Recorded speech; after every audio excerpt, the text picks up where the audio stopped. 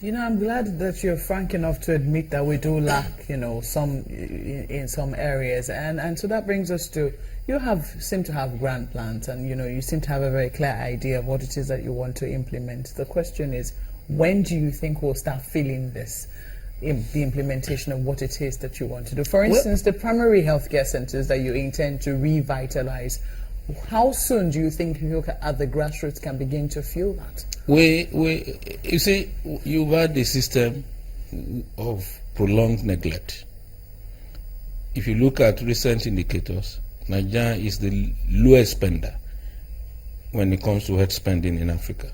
We are just a little behind South Sudan. We put in more money, we revitalize. For this year alone, we plan to revitalize 50% of the PACs, so 5,000. As soon as the budget is finalized and we have presidential approval, we hope to start. Where? From where precisely?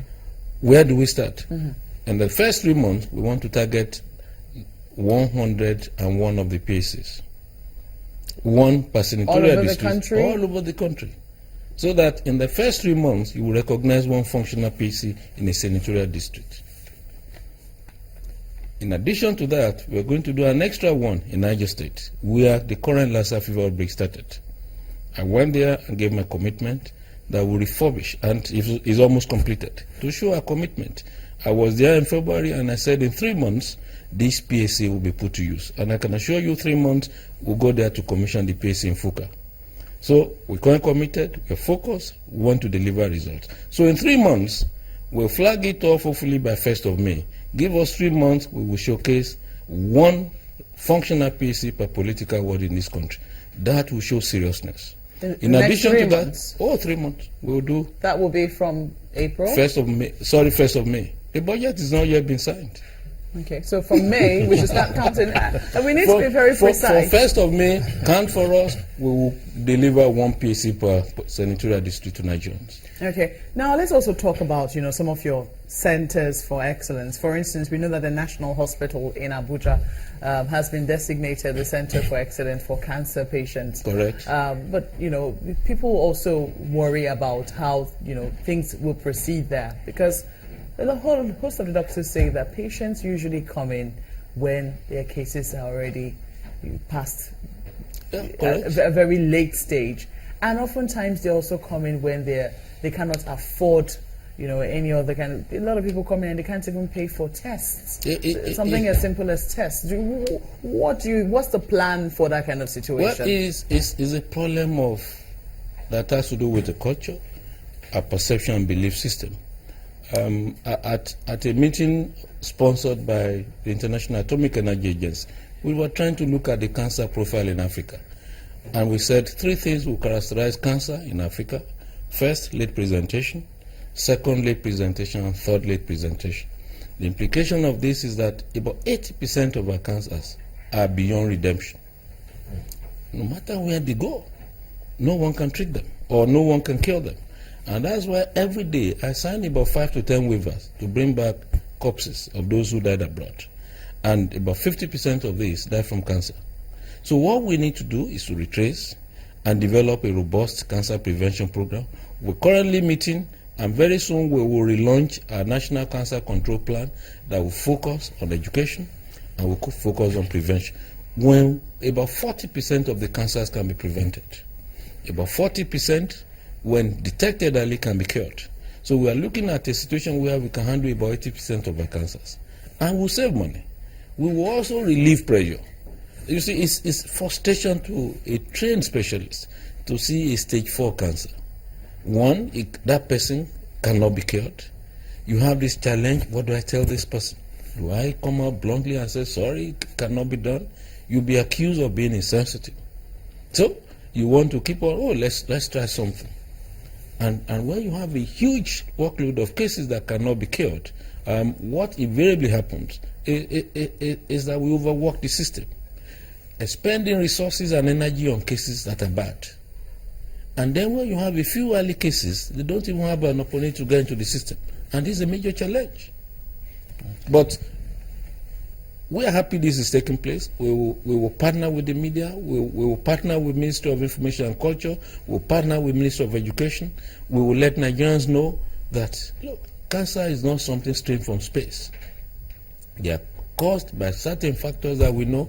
Some of the cancers can be prevented by vaccines. We can prevent cervical cancer by vaccination likely.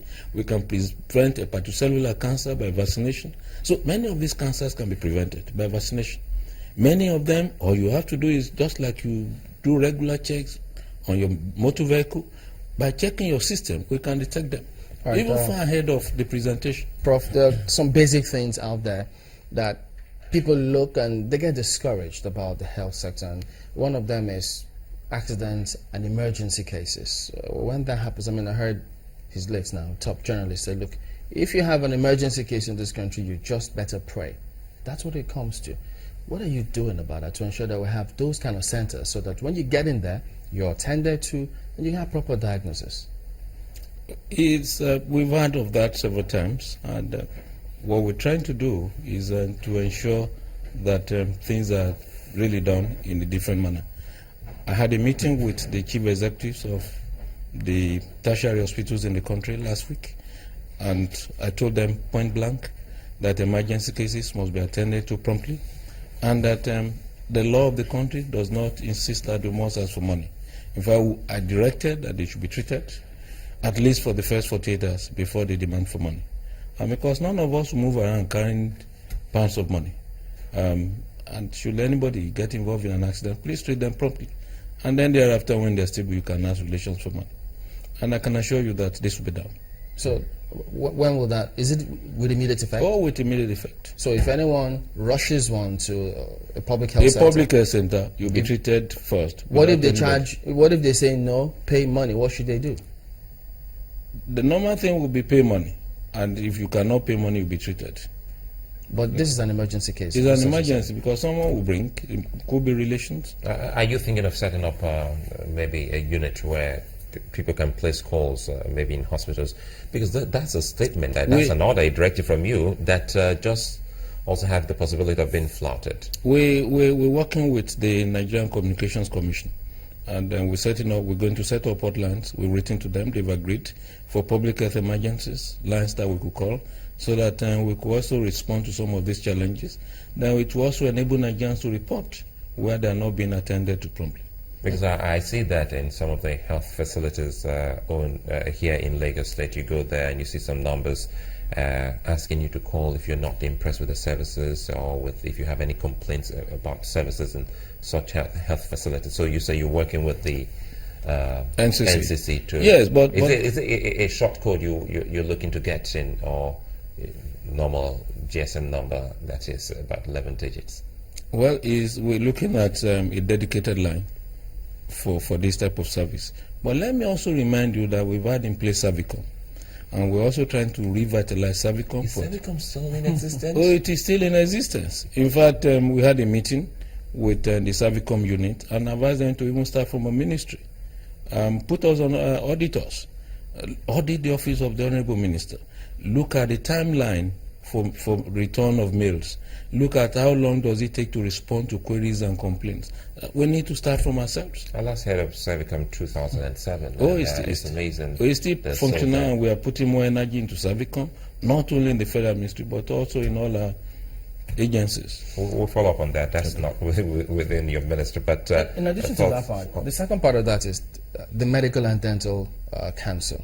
Many are already asking, is there a platform that they can report cases wherein they've not been treated properly in the hospitals? Not just for diagnosis, but negligence. Oh, this has been the number thing. I think the real challenge is that Nigerians don't like reporting. We don't want to take up the challenge. Reporting. They don't know how to. They love to report. Well, as soon as I leave this studio, I will call the registrar and tell him to put up an advertorial. That would be fantastic. I can assure you this will be done in the next 72 hours. Good. I'm going to call him today, put up an advertorial if you're worried. But you see, the Medical and Dental Council can only address negligence and other infringement by doctors. We will also talk to the Nursing and Midwifery Council. There are other councils in the health sector. We will address all of them. Officially Monday, we'll write to them, but I'll call the Registrar Medical and the Inter-Council this morning and say, put this in practice. And then we'll come back to the issue of the different councils in the sectors and even unions, because sometimes the patient is the grass that suffers when there's any kind of conflict amongst all of them. Let's quickly get this off you. For the PHC you talked about, do you have, when you say 3 months, how are you... For one senatorial district. Yes, one central district. Make functional. Yes. Not that we're building. It's because of the functionality. That's why my question is coming. Do you all have in place people that will man such facilities, or are you likely to recruit after building? Because when you say functional, you know what that means. To get the one senatorial district done, we have the human resource needed to do that. We have people used during the polio exercise. We have workers used during the Ebola. So it's a question of deploying them. For the revitalization of the 5,000 and the subsequent 5,000 next year, we will need additional 280,000 workers. So that will take some time to train them and deploy them. But for the one senatorial districts, we have the resources to get this done. Now you mentioned Ebola, and I should ask you this reward system, because we saw some of our very best who left the shores of the country after they were successful here. They moved to other countries to help them fight and control the spread of Ebola. And those doctors have long since returned. Did the government give them some kind of special recognition to say, well done for doing us proud? Well, this happened before I came into office, but I was told that they were given letters of commendation. And I think that we still have a few unresolved issues, particularly with respect to some allowances that ought to have been paid to them. We're looking to solve this quickly, but can assure you that we'll put this behind us. They did an excellent job within and outside Nigeria, and nobody expected that Nigeria would be able to put Ebola under control within such a very short time. And we were able to trace every contact. And the WHO even admitted this as a classic case of epidemiology detection work. And people expected that when you throw Ebola into Lagos, that there would be chaos. But we were able to rise to the occasion. So I think I agree with you. We should really reward them, not necessarily financially, but in a way that they will feel encouraged to do more in future.